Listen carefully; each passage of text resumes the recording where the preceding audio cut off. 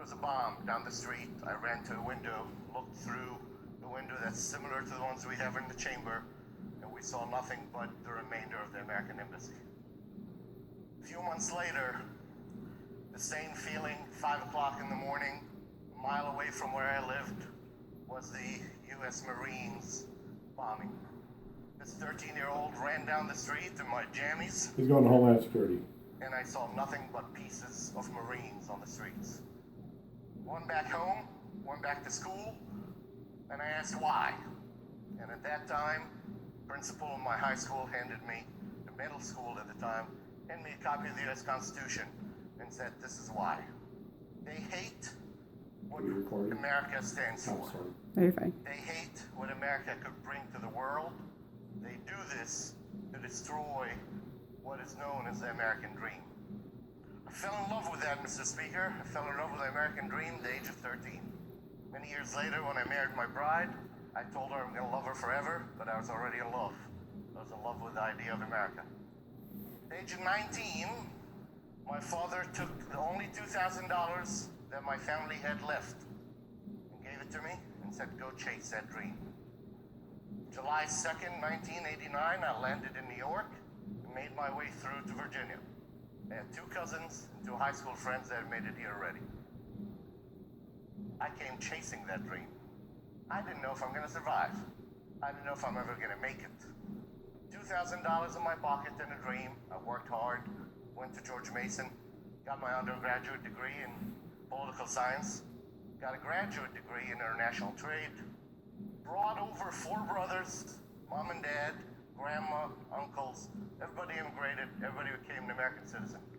Everybody lived here.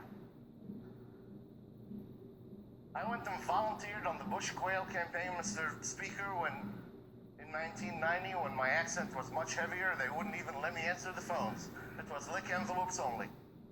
To me, that was serving.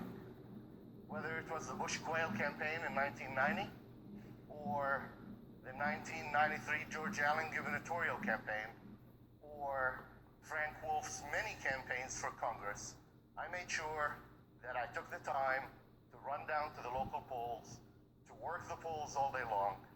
I made sure that I went out and put the signs. I made sure that I participated in the process, and that was simply my way to serve. I've been blessed. My family's been blessed. We have reached the American dream. I married a beautiful wife, a Southwestern American who didn't really want me to run for office a few years ago, but she supported my decision. 2011, when you all redistricted, my phone started ringing, and many of my friends who I had served with on other campaigns asked me if I would run for office. Running for Jefferson's house wasn't even on my plans, wasn't even part of the dream, but it certainly made it the dream. Being here with all of you, serving in Amen Corner, been an absolute honor. Mr. Speaker, serving this House has been the greatest honor of my life. For the past 3.5 years, I worked as hard as possible to represent my constituents and give back to the community, the Commonwealth, and this great nation that has given me and my family so much. Serving in this historic House has been a great privilege, but it also has presented an incredible challenges for my career and my family. The 87th District is one of the most democratic districts held by a Republican in the entire Commonwealth, which means that my next election will be incredibly expensive and time-consuming, just as my previous 2 have been. Yesterday, I returned from overseas trip. There is no question that my business interest has suffered over the past few years, since my time and attention has been solely focused on my role as a delegate. Waging another successful campaign would require me to raise more than $500,000 again this year. Big number, folks. While I firmly believe that I would once again be able to win my race, it has come clear to me that the amount of time and effort will require me to continue to neglect my business for the next 7 months. Unfortunately, this is just not sustainable for my family and I. I'm very proud of my accomplishment here with you in the last 4 years. Richmond can be a tough place for a new delegate, especially one with such a different background than many here are used to. However, with the help of many, I was able to pass several pieces of legislation on various issues, from education to public safety to job creation and transportation. I will not certainly mention all of them or list them all, but I'll mention a few. I'm particularly thankful to be able to pass a constitutional amendment providing survivor benefits for the widows of military members who were killed in action. Thank you for all of your help with that. That passed the Virginia electorate with over 88%. I'm also thankful that I introduced and passed legislation which implemented online voter registration for the first time in the Commonwealth. Thank you for all of your help in that. This year, we passed a biliteracy high school diploma seal legislation that will give our bilingual Virginians an advantage over bilingual students from any other state when they go apply to universities and get their jobs. I'm proud of Robbie's Rule, a bill which will protect our children from sexual predators. That will become law in a few months from now.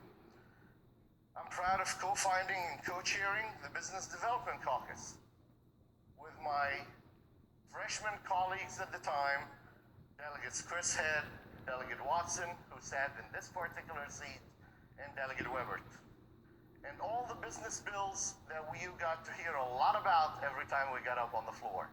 Two in particular were HB 167 and 168, which brought the State Corporation Commission under the Business One Stop and secured the database of all of our corporations in Virginia.